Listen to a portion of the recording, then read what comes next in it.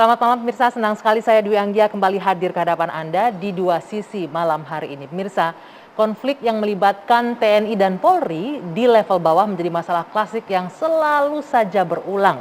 Acap kali arogansi jiwa korsa dan masalah kesenjangan kesejahteraan disebut-sebut sebagai pemicu terjadinya konflik. Dan tidak jarang juga akhirnya solusi dan upaya damai yang dilakukan secara simbolik atau seremonial ternyata tidak bisa menyelesaikan masalah yang terjadi di lapangan. Lalu sesungguhnya apa yang menjadi akar permasalahan dan bagaimana pula penyelesaiannya, kami akan diskusikan malam hari ini di Dua Sisi. Ya, seperti Anda simak tadi yang terbaru terjadi di Papua, ini terjadi konflik atau perseteruan antar satgas terjadi malahan ya. Nah, untuk itu kami akan menghadirkan sejumlah narasumber yang sudah bergabung bersama saya malam hari ini. Saya akan memperkenalkan satu persatu. Di sebelah kanan saya ada Majen TNI Purnawirawan TB Hasanuddin yang merupakan anggota DPR RI Komisi 1. Selamat malam, Kang TB. Boleh digunakan mic-nya ya, Kang? Selamat malam. Ya, dan di sebelah kiri saya ada Bung Johnson Panjaitan, penasihat Indonesia Police Watch. Selamat malam, Bung Johnson. Malam, Anggia. Ya. Di ujung sana ada Bung Reza Indragiri, psikolog forensik. Selamat malam, Bung Reza. Selamat malam, Assalamualaikum. Dan tergabung juga secara virtual bersama kita malam hari ini, Komjen Pol Purnawirawan Nanan Soekarna, Wakapolri 2011-2013. Selamat malam, Pak Nanan. Salam dari Bajawa. Wah, lagi di Bajawa nih, lagi jauh ya, makanya tidak bisa langsung bergabung malam hari ini. Baik, kita akan langsung mulai diskusi malam hari ini. Apa sih sebenarnya yang menjadi akar permasalahan konflik yang tidak berkesudahan antara TNI dan Polri? Dan sayangnya ini terjadi justru di lapangan, di level bawah gitu ya. Saya mau ke Kang TB terlebih dahulu. Pak TB ini sebagai orang yang pernah di dalam TNI ini ya, Anda melihatnya apa sih yang menjadi pemicu yang kalau bisa dibilang pasca reformasi sampai sekarang itu nggak pernah usai gesekan di bawah? Diskusi ini barangkali harus memerlukan atau membutuhkan waktu yang panjang. Saya harus secara bertahap dulu ya. Kalau soal perkelahian antar angkatan dengan antar angkatan dan polisi sejak dulu itu sudah ada ya.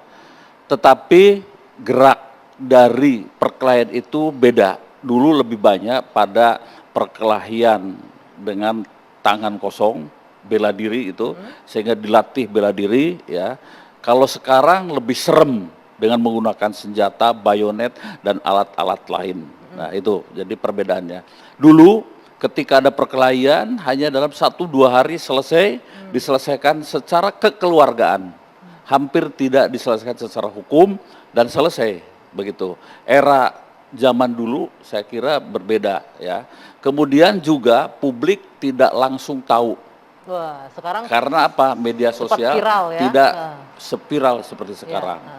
Kalau sekarang saya kira ya konflik itu lebih banyak. Tetapi saya mencoba yang pernah ada di dalam ya jajaran TNI, saya pernah jadi komandan peleton, komandan kompi, komandan batalion dan sebagainya.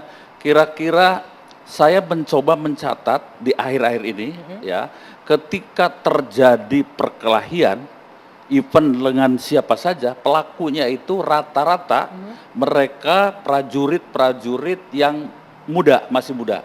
1 tahun, 2 tahun, 3 tahun. Jadi jarang kopral, tapi prajurit 1, prajurit 2 lah begitu ya mereka. Dan dari masyarakat yang kemudian dilatih menjadi prajurit tempur ya, kemudian dengan karakter yang khusus. Berhadapan juga nih? Karakter khususnya karakter khusus itu begini ya, mereka baru dilatih pertempuran dahsyat ya, ada semacam pride yang terlalu tinggi. Nah kemudian juga lebih banyak kepada sisi ya dekat dengan arogan. Jadi arogansi jiwa korsa itu masuk juga ya? Bukan jiwa korsa ini. Tapi arogansi sebagai seorang personil TNI? Personil gitu? TNI, nah begitu. Karena dia merasa lebih super. Nah ketika bertemu dengan misalnya siapa saja antar angkatan, kemudian juga dengan anggota polisi, sama juga di polisi juga adalah mereka dari masyarakat yang dilatih. Saya dalam catatan saya yang kemudian terjadi semacam konflik atau perkelahian itu umumnya para prajurit masih muda. Satu. Yang kedua dari pasukan tempur ya, dan kalau polisi dari BRIMOB. Saya tidak melihat ya ada perkelahian antara Koramil dengan Polsek. Mereka hidup rukun baik-baik saja, bahkan kantornya berdampingan, makan bareng, ngopi bareng, merokok bareng dan sebagainya. Jadi kalau bisa disimpulkan karena emang jiwa muda yang masih Salah emosional satu di gitu ya. antaranya seperti itu ya. Jadi arogansi perorangan dan lain sebagainya. Kemudian ketika temannya kena pukul, ya sudah begitu. Rame-rame langsung. Rame gitu. lah langsung. Tapi begitu. selama Anda di TNI sebagai memegang pasukan gitu ya, Ya. pernah mengalami mungkin prajurit Anda yang ikut terlibat misalnya konflik dengan polisi? Sama saja ya. Jadi banyak hal, banyak faktor yang terjadi seperti itu ya. Dan yang paling penting itu adalah pengendalian dari para perwira pertama, Danton, Danru, Danton, kemudian komandan kompi. Kalau komandan batalion sudah agak berjarak seperti itu. Jadi itu yang pertama ya. Yang kedua, saya coba pelajari rekrutmen. Nah, ya, rekrutmen tentara zaman dulu yang saya tahu, ya, waktu saya jadi komandan peleton, mereka sudah berpangkat kopral-kopral. Mereka itu direkrut dari daerah-daerah yang memang ada masalah keamanan. Misalnya saat itu dari namanya masuk menjadi tentara di wilayah Jawa Barat, pada umumnya pemuda-pemuda mantan OKD, organisasi keamanan desa, yang mereka disiapkan untuk melawan pemberontakan DITI. Kalau di Sulawesi itu mereka adalah yang melawan atau Kahar Mujakar dan sebagainya. Jadi mereka masuk ke militer murni pure untuk ikut andil dalam membela negara. Kalau sekarang? Yang dulu ya jadi tentara. Dan mereka kan menjadi prajurit-prajurit yang baik, yang bagus. Di era sekarang ya direkrut yang saya tahu ada yang sudah 3 tahun di terminal, ada yang sudah sekian tahun, bahkan mohon maaf mungkin ada mantan copet, ada yang sudah pernah terlibat narkoba, ada yang pernah ini itu dan sebagainya dan sebagainya. Tapi kan diseleksi itu Pak TB untuk seleksi, tapi seleksi itu kan tidak menjamin karakter berubah gitu. Kalau seleksi apa sih yang bisa menghasilkan sesuatu ya? Kalau saya lihat ya, tesnya itu kan ada tes kemampuan fisik, ideologi, mental, fisik, itu saja. Dan semua pada umumnya ya fisik mungkin orang-orang pemuda yang biasa di pasar pun mereka ternyata mampu, dan pada umumnya mereka tidak pernah ada yang langsung dari SMA atau SD misalnya masuk menjadi tentara, pasti pernah nganggur. Artinya motivasi pun ini juga harus sudah kita berbeda berarti ya motivasinya. Permasalahkan, yaitu motivasi memang daripada saya nganggur mending masuk tentara begitu ya. Dan tidak mustahil selama dia jadi sipil sebelum masuk menjadi tentara dia punya masalah, pernah berurusan dengan polisi, dan ketika jadi tentara dia masih menyimpan dendam itu. Saya punya bukti dan pengalaman ini ya, sehingga ini mungkin menjadi sebuah persoalan yang harus kita pecahkan bersama. Maaf saya potong Pak TB, tapi kan tidak semua permasalahannya tidak bisa digeneralisir seperti ini kan ya? Iya, untuk tidak, tetapi dari kasus-kasus seperti itu ya ada masalah-masalah itu ya. Dan letupan-letupan itu memang bermula dari mereka itu. Baik. Ini dari sisi internal TNI ya. Nanti saya juga ingin mendengarkan nih dari Polri. Ada Pak Nana, nanti kita akan dengarkan jawabannya. Tapi saya harus jeda dulu sejenak. Dua sisi kembali sesaat lagi.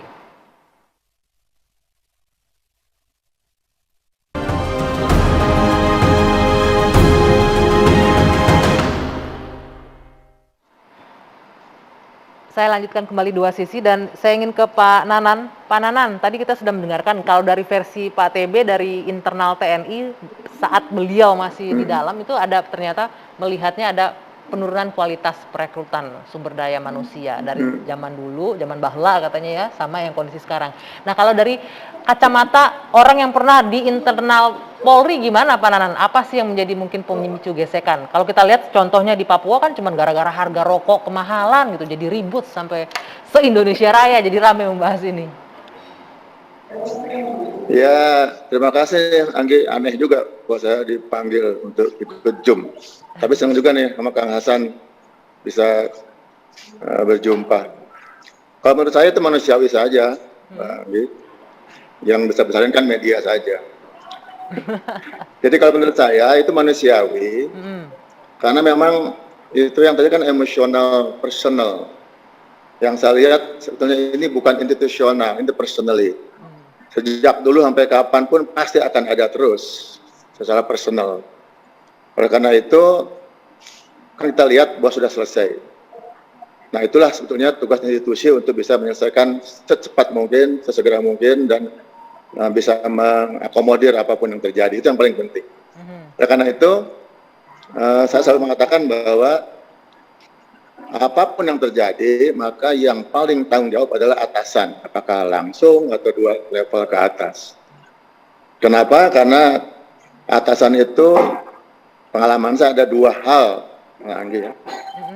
Atasan langsung dan atasan yang berhak menghukum atau ankum.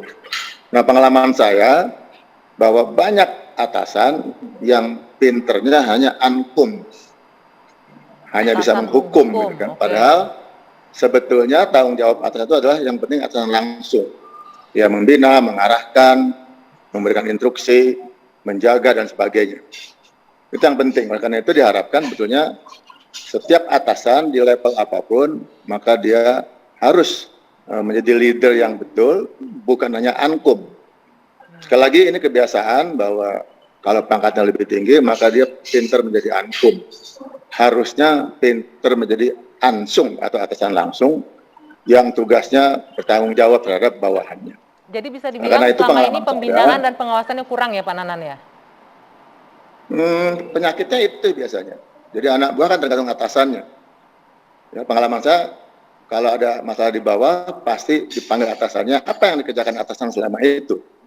Itu pengalaman saya. Nah harusnya tadi saya sudah menghukum, saya sudah memberikan sanksi, memberikan punishment dan sebagainya. Jadi pengalaman saya harusnya diberikan kemampuan justru atasan itu lebih banyak sebagai atasan langsungnya, begitu ya Kang Hasan? Bukan sebagai atasan yang berhak menghukum saja. Oleh karena itu pengalaman saya bila ada anggota yang keliru maka atasan di atasnya perlu dipanggil dan diminta pertanggungjawabannya apa yang sudah dikerjakan kepada bawahannya itu selama itu. Oleh karena itu pengalaman kami justru sebetulnya kan semua punya nilai. Ya. Pak Nanan. Polisi punya Tribrata, Catur Prasetya gitu kan.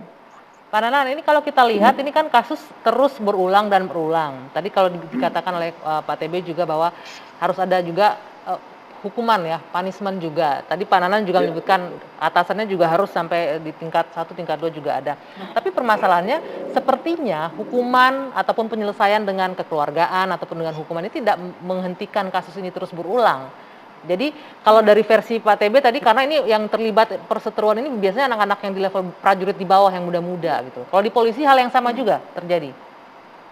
Ya saya kira sama. Ya saya kira sama. Karena itu sebetulnya kan kita sama-sama ya bahwa ada 3 hal yang selalu menjadikan pedoman kita yaitu kehormatan. Kadang-kadang jaga kehormatan malah berantem kan. Kehormatan, kemudian hierarki dan loyalty. Itu selalu menjadi bagian yang harus positif, tapi kadang-kadang jadi negatif, gara-gara jaga kehormatan berantem, gara-gara harus loyalty berantem, kan? Gara-gara hierarki berantem. Mengartikan itu yang harus penting, makanya butuh pimpinan yang tadi, yang mampu untuk menjadi atasan langsung, bukan atasan berhukum. Nah pengalaman saya justru sebetulnya nilai-nilai sudah ada, polisi ada Tribrata, Catur Prasetya, kemudian TNI ada Sabta Marga dan sebagainya. Tapi bagaimana menerapkannya? Karena pengalaman saya memang nilai-nilai itu atau values itu sering diberikannya di brainwash di otak besarnya saja di sini. Padahal nilai-nilai itu adanya di hati nurani, selalu begitu. Karena itu sekarang justru diperlukan pimpinan yang menyentuh hati nurani, bukan hanya otak besar saja. Ini secara quote-unquote begitu. Karena itu di Polri bahwa kita membuat satu pasal yang menyamakan bahwa tampilan kepemimpinan Polri berlaku di setiap level, Kapolri sampai ke level paling bawah. Ada 5 hal nih saya ingin kebetulan. Yang pertama memang perlu lead by example, memimpin dengan keteladanan. Yang kedua, servant leadership, memimpin dengan melayani. Yang ketiga, nah ini menjadi konsultan yang solutif buat anak buah dan masyarakat. Yang keempat, quality assurance, menjamin kinerja anggota dan kesatuan. Nah yang kelima baru, anti KKN dan gratifikasi. Itu 5 tampilan yang ada di Kode Etik Polri yang berlaku bintang 4 sampai ke Bintara yang memegang anggota. Itulah sebagai ansur. Nah, apakah sudah semua pemimpin di semua level itu tampil dengan 5 hal itu? Kalau sudah, maka dia tidak bersalah. Karena dia sudah menjadi teladan, melayani, menjadi quality assurance, menjadi konsultan buat anak buahnya. Kalau sudah berarti anak buahnya yang keliru. Baik, Pak Nanan, sehingga sebentar. saya titip pesan, masalah personal jangan kemudian diangkat menjadi masalah institusional. Jadi obatnya personal ya obatnya personalnya. Kalau komandan yang salah, komandan yang diganti. Kadang-kadang sering gara-gara personal institusi yang dirubah sistem dan sebagainya. Jadi harus pas obatnya. Kalau personal ya personalnya. Kalau komandannya ganti. Kalau institusional, sistem manajemen baru bicara. Itu aja mungkin. Sebentar, saya mau ke Bung Johnson. Bung Johnson, ini menarik nih. Masalah personal jangan diselesaikan dengan sistem di institusinya yang dirubah. Kalau Anda melihatnya gimana nih penyelesaian permasalahan yang kita berbicara nih soal ini? Karena Pak TB memulai dari pengalaman, kemudian Pak Nanan mulai dari pengalaman, saya juga sebagai orang sipil punya pengalaman. Sejauh pengalaman saya, waktu sekolahannya namanya ABRI, anak bawang polisi ini nggak berani lawan kakaknya. Gitu loh. Masih ABRI ya, masih iya, di bawah. masih ABRI ini anak bawang ini nggak berani lawan. Ya, tapi sering ketemu juga, terutama di tempat-tempat minum, perjudian, prostitusi, sering juga ketemu dan berkelahi, bahkan sampai ada yang mati gitu loh. Ya kan? Dan menggunakan senjata. Saya terus terang saja, saya nggak begitu setuju dan percaya begitu sama statementnya Anggi sama Pak TB bahwa ini cuma dilakukan oleh kelas bawah. Enggak. Menurut Anda? Perwira-perwira itu juga terutama yang tengah juga ikut terlibat sebenarnya, ya kan? Juga ikut terlibat. Dan terlibatannya seperti apa tuh, Bang? Ada bukti tidak? Oh ada Pak, cuma sayangnya memang kita nggak bisa sekarang bicara begini untuk menyebutkan angka atau apa. Keterlibatannya seperti apa Anda melihatnya? Begini, konflik ini kan sebenarnya bukan melulu antar militer dengan polisi. Sebenarnya dimensinya ada juga konflik sipil sebenarnya di dalamnya itu, ya. Atau secara terus terang misalnya yang kita diskusikan adalah sekarang antara konflik militer dan militer dengan polisi, ya begitu, ya. Setahu saya pembinaan yang dilakukan di para perwira, baik di jajaran polisi maupun di jajaran TNI, sekarang ini sudah cukup bagus. Tapi pada level bawah dalam hal tadi yang disampaikan oleh Pak Nanan itu pengendalian dan pengawasan itu masih perlu ditingkatkan. Karena dalam konflik-konflik selama 10 tahun terakhir tidak ada keterlibatan para komandan kompi misalnya. Kapten, mayor itu hampir tidak ada. Saya justru melihatnya sebaliknya, kalau Pak. ada data terlibat kapten, kemudian mayor memimpin anak buah menyerbu misalnya ke polsek atau kemana, nah ini perlu dipertanyakan. Harus dibuktikan ini. Nah, misalnya saja konflik soal minyak, Pak, waktu di Batam itu kan sangat kelihatan, Pak. Yang tembak-tembakan secara langsung itu bukan hanya di level bawah, Pak, itu juga melibatkan perwira menengahnya juga itu. Misalnya kalau Bapak pengen kasih contoh, ya itu. Saya justru mengatakan begini, apa yang Pak TB katakan itu justru yang terjadi sebaliknya. Justru ini sebenarnya menunjukkan sebagian dari kegagalan yang Bapak bilang sebuah kesempurnaan. Yang akhirnya kita saya selalu tidak menyatakan kesempurnaan di kalimat mana. atau sudah baik atau sudah apalah, sudah Kita excellent sedang atau Harus sudah membahas apa ditingkatkan begitu. pengawasan tadi Pak TB membahas bilang. sesuatu yang kemudian mencari solusi terbaik. Dan saya mengurai dari pengalaman saya sampai kemudian mengapa terjadi. Saya sependapat dengan Pak Nanan, ada konflik itu dimulai dari personil. Begitu. Kalau satuan antar satuan tidak ada masalah. Sehingga saya berbicara dengan fakta dan data. Begitu. Oke. Kalau Bapak punya data, misalnya sampai konflik itu menyangkut perwira menengah dan sebagainya, saya kira saya tidak punya itu. Pak TB kan kenapa sampai Linut dibubarkan kemudian dipindahkan, tentu itu sudah menyangkut kesatuan Pak, dan itu semua menjadi fakta umum. Kalau misalkan kita mau berdebat soal akademik, tentu saya membutuhkan waktu untuk mengumpulkan Oke, Bung Johnson. bukti-bukti Oke. itu. Tapi saya mau mengatakan begini. Ini kan lembaga screening waktu kita mau masuk ke polisi atau ke kesatuan TNI begitu sangat ketatnya. Setelah disaring begitu melalui pendidikan yang begitu ketatnya. Waktu dia juga sudah menjadi masuk anggota, ada kegiatan-kegiatan latihan-latihan juga. Ada ada pembinaan juga. Waktu dia mau pangkat ada pendidikan juga. Dan saya mau naik lagi ke yang level. Waktu dia mau menjadi Kopassus yang akan ditugaskan secara khusus menjalankan tugas negara dalam sebuah satgas, tentu itu lebih khusus lagi. Kenapa? Karena ini konteksnya Papua yang bukan hanya dilihat oleh rakyat Indonesia, ini dilihat oleh dunia ini. Ya. Jadi kita jangan melihat, wah ya ini konfliknya personal, kemudian itu hanya soal rokok misalnya. Tapi ini yang dilakukan oleh dua satgas, ya kita boleh bilang. Apa Anda ingin menyebutkan jangan menyederhanakan gitu? Anda ingin menyebutkan jangan mengecilkan atau menyederhanakan masalah ini? Iya, karena ini terus-menerus terjadi dan semakin terbuka. Dan terus terang saja, kalau misalkan dia orang satgas, pendidikan yang khusus, nggak mungkin saya kira senjata harus menyalak. Karena senjata itu harus dipertanggungjawabkan dan harus ada BAP-nya kalau ada masalah.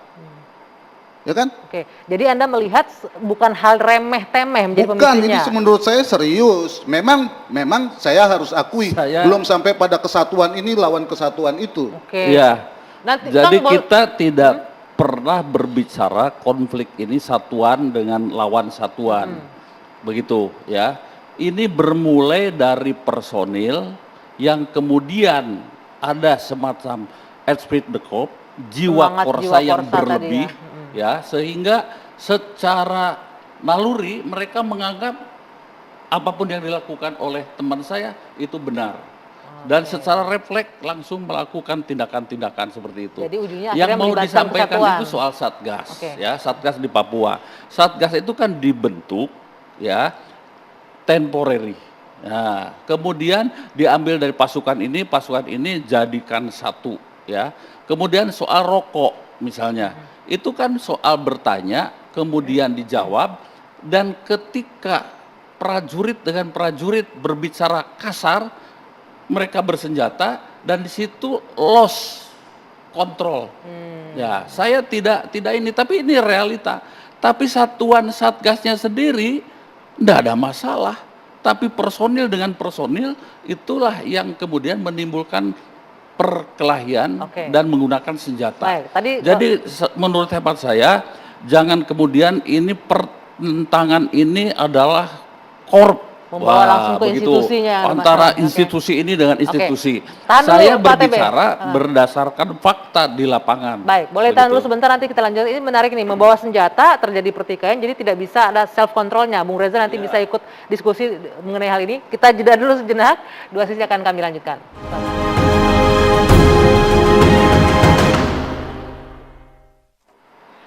Saya lanjutkan kembali dua sisi, saya ingin ke Bung Reza. Bung Reza, Anda mendengarkan dari awal perbincangan kita mengenai, mulai dari awal akar permasalahan kenapa soal SDM yang kualitasnya menurun.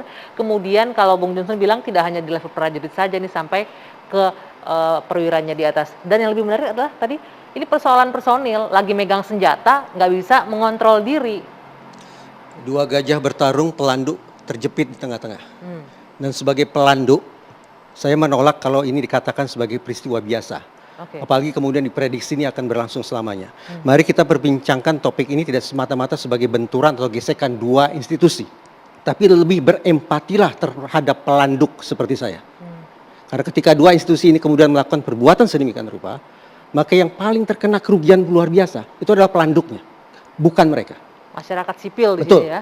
Nah, bahwa kemudian ada analisis ini mengatakan ini masalah rekrutmen, ini masalah seleksi dan seterusnya, itu masuk akal, sangat masuk akal. Tapi yang kita perbincangkan bukanlah organisasi kemarin sore, bukan organisasi sepak bola kampung, tapi sebuah institusi yang diatur dengan peranata yang ketat, dengan hierarki yang terstruktur sangat rapi, namun peristiwa ini berulang. Alhasil tidak cukup bagi kita untuk hanya bicara pada level individu atau level individu manusia per manusia. Institusinya juga harus terlibat di situ. Tadi Bang Johnson sudah mulai membuka wacana. Secara jujur beliau katakan ini kita naik levelnya ke level kelompok.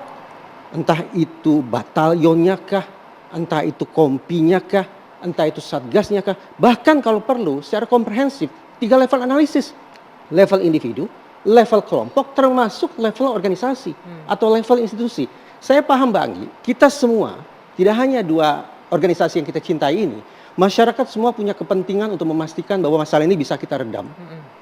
Bisa kita tangkal agar tidak beranak pinak, agar tidak melebar kemana-mana. Kita punya kepentingan tentang itu. Untuk memastikan para personil yang kita berikan amanah besar itu tetap punya moralitas tinggi di masyarakat.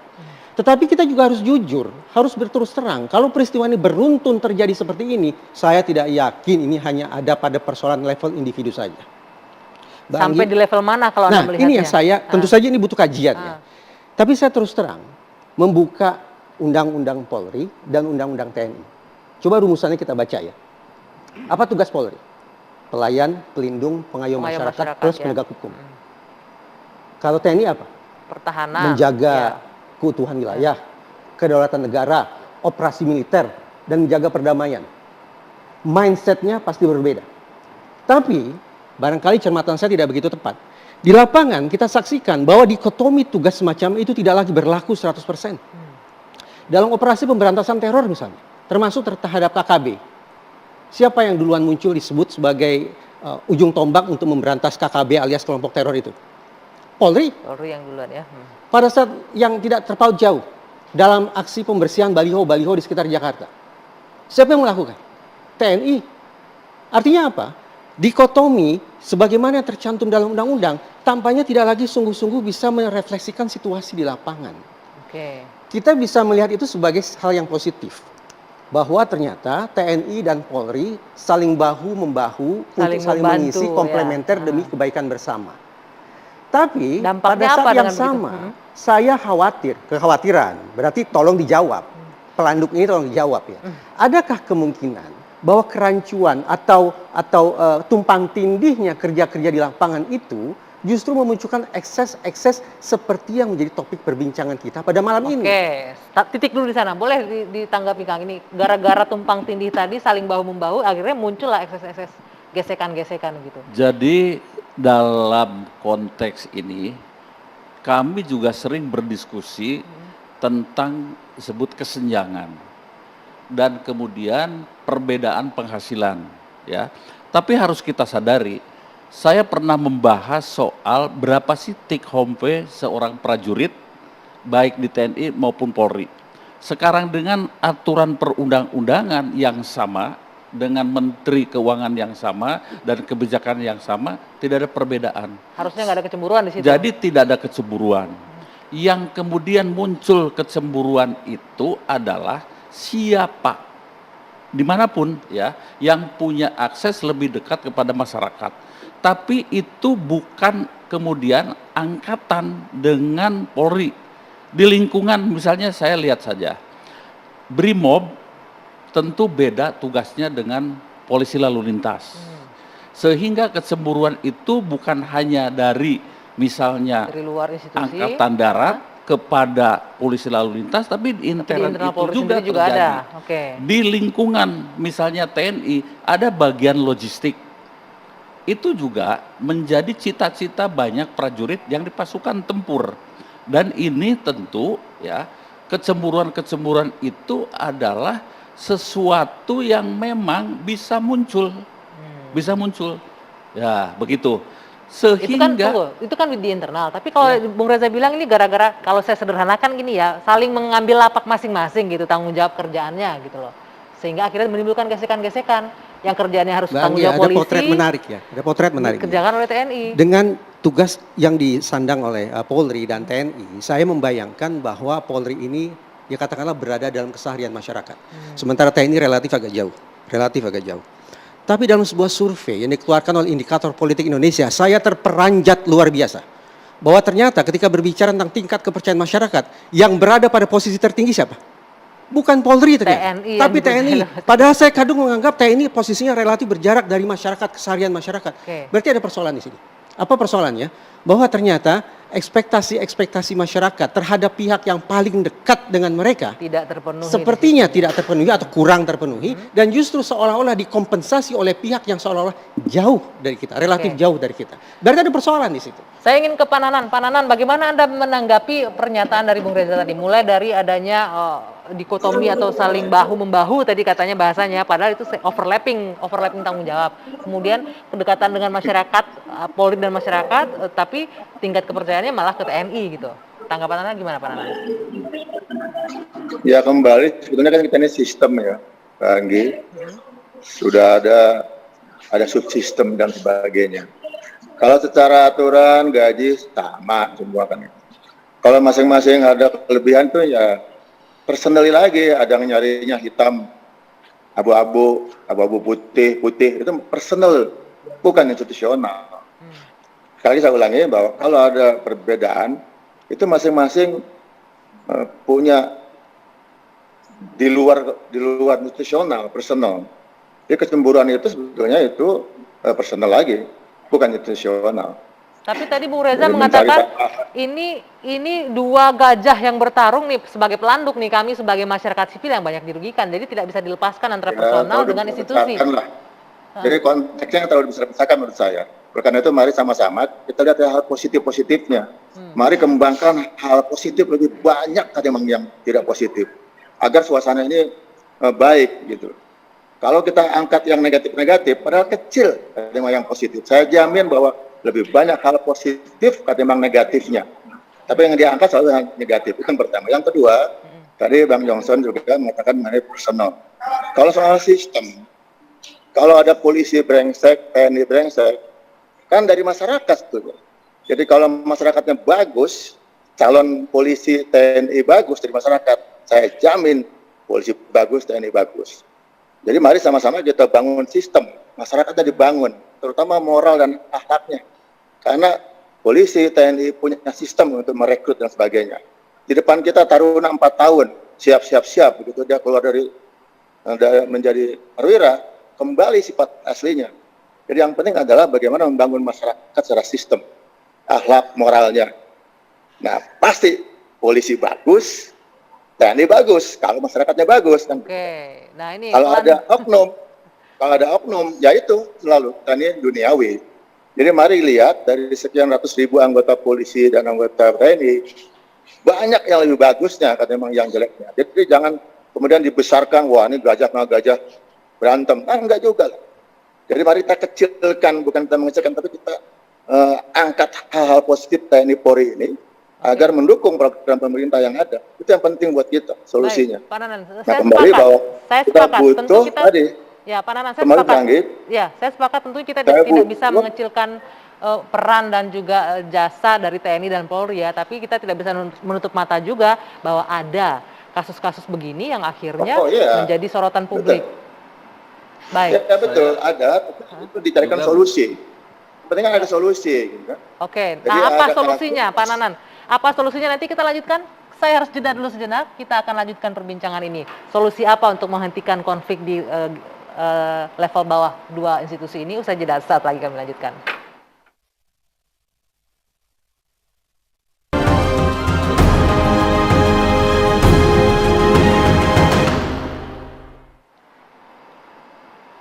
Saya lanjutkan kembali dua sisi pemirsa. Saya ingin minta tanggapan Bung Reza mengenai pernyataan dari Pak Nanan bahwa ini dua institusi yang Anda bilang tadi, Polri dan TNI, tapi sumbernya kan SDM-nya dari masyarakat, dari masyarakat yang juga Baik. tidak maksimal, akhirnya terjadilah seperti itu. Ada sebuah metafora yang menarik ketika kita bicara tentang tali temali antara alat negara dengan masyarakat. Jadi kalau alat negaranya busuk, itu cerminan masyarakat yang busuk. Ya. Kalau alat negaranya itu korup, cerminan masyarakat korup. Kalau alat negaranya brutal, itu cerminan masyarakat juga brutal. Tapi itu baru tanda koma. Kalau kita mau sampai tanda titik, berarti kita harus mencari solusi, maka metaforanya harus dibalik. Bahwa alat negara adalah agen perubahannya. Jadi dalam situasi kacau balau, di dalam situasi karut-marut, korup, brutal segala macam, tidak bisa kemudian dilimpahkan kepada masyarakat, hei kalian yang busuk, kalian yang korup, kalian yang brutal, tidak bisa. Dalam konteks perubahan, dalam konteks perbaikan, dalam konteks koreksi, tetap alat negara itu yang pegang tongkat komandonya. Karena mereka yang memiliki sekian banyak instrumen, memiliki kewenangan untuk kemudian mengendalikan masyarakat sedemikian rupa agar taat hukum, agar patuh pada keteraturan dan seterusnya dan seterusnya. Jadi main bola pingpong antara alat negara dengan masyarakat itu bisa dihentikan dengan yang saya katakan barusan. Tetap dalam situasi yang buruk sekalipun, jangan pernah lempar tanggung jawab perubahannya pada masyarakat, tapi pada alat negara. Nah, untuk sampai saat ini Anda melihat untuk alat negaranya, untuk konteks pembinaannya berarti tidak berjalan dengan baik. Nah, memperbaiki masyarakat yang kalau busuk itu yang tadi. kemudian kita jadikan dasar berpikir, maka sudah. Memang tidak cukup bagi kita perbincangkan hal ini hanya pada level individu. Bahkan mungkin tidak memadai kalau sebatas naik ke level kelompok, tapi harus level institusi. Oke. Nah, kalau kita sudah bicara pada pembenahan institusi, mau tidak mau kita harus taat pada peraturan undang-undangan. Adakah persoalannya di situ? Kalau ada, memang agenda besarnya, agenda utamanya, titik awalnya adalah yuk sama-sama kita buka undang-undangnya, cari di mana kira-kira penyempurnaan harus dilakukan di situ. Oke, Pak Nanan. Saya ingin minta tanggapan Anda nih Pak Nanan. Harusnya di level institusi itu terjadi perbaikan ketika masyarakatnya dalam tanda kutip. Saya mengutip dari pernyataan Bung Reza ya, busuk dari institusi harus membenarkan itu. Reza, Bang Anggi, Ya. yang saya nyatakan itu bukan menyalahkan masyarakat. Tadi kan Mas Reza mengatakan polisi jelek lah kasarnya. Apa Mas tidak. Johnson? Saya tidak Maksud menyebut saya institusi. solusinya Saya menyebut yang alat negara. paling mendasar dan sistemik adalah mari kita bina sama-sama masyarakat secara umum. Karena sumber apapun dari masyarakat. Mau dia pemimpin, mau dia akademisi, dari masyarakatnya. Sekarang justru hal itulah yang penting kita. Jadi bukan menyalahkan, tapi ayo sama-sama menjadi solusi. Oke. Kita bina masyarakat dimanapun, di keluarga apapun, terutama soal moral, akhlak, dan hati nurani yang terdalam. Itu yang kita jarang sentuh sekarang. Bahkan itu solusi yang paling mendasar.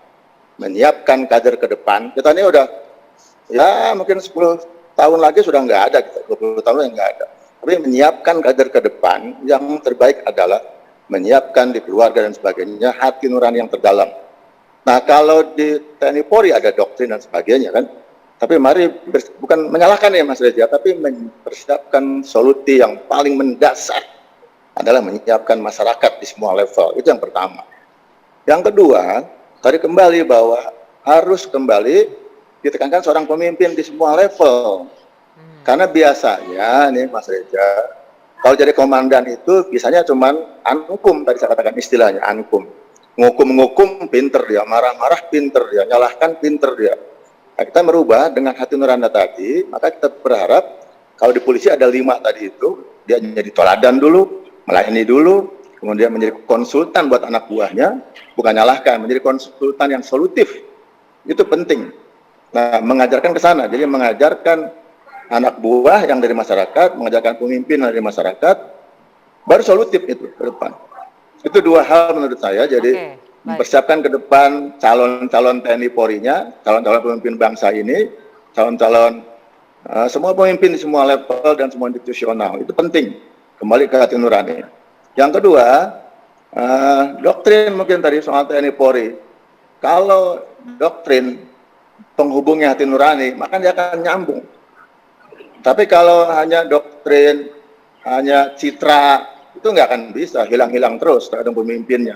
Tapi kalau ditanamkan di hati nuraninya, tentang nilai-nilai, tentang values, saya jamin itu. Ini solusi yang mendasar. Oke, baik Pak Nah, Nanan. yang ketiga Saya tangkap poinnya di situ Pak Nanan. Ini lebih ke kita berbicara semua aspek berarti ya, tidak hanya institusinya, masyarakatnya juga. Saya sepakat tuh kalau menyentuh hati nuraninya oke. Nah, saya ingin Kang TB ini, tapi mau nggak mau institusi juga harus terlibat ya tadi di situ ya. Tidak hanya masyarakat, ada pembenahan Saya juga di kira institusinya. begini ya. konflik atau perkelahian antar angkatan dengan polisi itu sudah menjadi program ya untuk didiskusikan, dibicarakan antara Kapolri dengan Panglima TNI. Dalam 3 atau 4 tahun terakhir ini, dalam pandangan saya sudah cukup bagus sampai level kapten, komandan kompi. Nah, kemudian kasus-kasus yang terjadi dalam pengamatan saya ini adalah masalah prajurit-prajurit pengendaliannya. Sehingga menurut hemat saya, khusus di TNI, ya, pengawasan dan pengendalian yang dilakukan oleh perwira paling bawah terhadap Tamtama dan Bintara itu perlu diadakan peningkatan yang lebih signifikan. Seperti zaman kami dulu, kami wajib selama 2-3 tahun itu tidur dengan prajurit. Nah, sekarang mungkin berlakukan saja supaya setiap gerak langkah prajurit terawasi secara langsung, makan, minum dan sebagainya. Jangan tinggal di mes perwira untuk para perwira, prajuritnya ada di barak. Nah, kembalikan lagi saja ke situ, menjadi setidaknya pengawasan. Lalu soal tupoksi, ya memang kita harus paham betul, TNI tupoksinya di sini, Polri tupoksinya di sini, tidak perlu dibuat saling cemburu. Sudah, karena itu tuntutan zaman, tuntutan rakyat, yang penting siapapun, apakah dia prajurit TNI maupun prajurit Polri, mari kita mendharma baktikan diri kita untuk kepentingan bangsa dan negara, untuk NKRI yang lebih baik. Itu mungkin dari saya. Nah, apa yang bisa dilakukan ini? Saya minta masing-masing dari Bung Johnson terlebih dahulu nih, untuk meminimalisir lah untuk gesekan-gesekan ini kalau Anda melihatnya dari luar. Selama kesenjangan ini masih menjadi penyakit kita semua di negara ini, dan kemudian dua institusi ini terlibat juga dalam dunia bisnis, saya kira yang kayak begini-begini ini terjadi. Ini terlihatnya serius loh, terlibat dunia bisnis ini gimana? Dan kadang-kadang akademis ngomongnya normatif, kalau dihitung angka ini kok sama, sehingga tidak boleh ada kecemburuan. Ya, saya mau mengatakan, ya kita nggak pernah minta kecemburuan, tapi faktanya kita sekarang hidup dalam situasi kesenjangan yang luar biasa. Saya kira persoalan kesenjangan ini itu juga termasuk dialami oleh keluarga TNI sampai di tingkat keluarga, dan Polri sampai di tingkat Polri, dan tapi kedua-duanya lebih bisa fleksibel berbisnis untuk menghasilkan pekerjaan tambahan. Berbeda dengan sipil seperti saya, kan harus dulu jadi preman, gabung sama ormas-ormas yang bisa cari makan, kemudian berantem lagi, melibatkan polisi lagi, melibatkan TNI lagi yang bisa backingin tapi kan kita, sudah kan jelas gitu. Tidak boleh terlibat bisnis ini TNI. Iya, faktanya kita hanya ngomong yang normatif saja, tapi sampai pada substansi ini presiden kita aja sampai sekarang nggak bisa ngatasin itu, bahkan kesenjangannya makin tinggi gitu loh. Jadi jangan penghalusan seolah-olah kalau udah hukumnya dibuat, dialognya sudah dilakukan, dibahas apa segala macam, sementara masyarakat ini kondisinya ya seperti itu. Saya tangkap, sayang sekali waktunya terbatas. Sebenarnya tadi kata Kang TB nggak cukup 1 jam sudah untuk bahas ini ya. Tapi kita berharap dari diskusi ini bisa menjadi catatan, ada hal-hal yang bisa dibawa poin-poinnya, dan ini menjadi pekerjaan rumah juga baik itu bagi Kapolri dan juga bagi Panglima untuk bisa menyelesaikan masalah ini demi masyarakat yang lebih berkualitas, dan TNI Polri kita yang juga lebih berkualitas.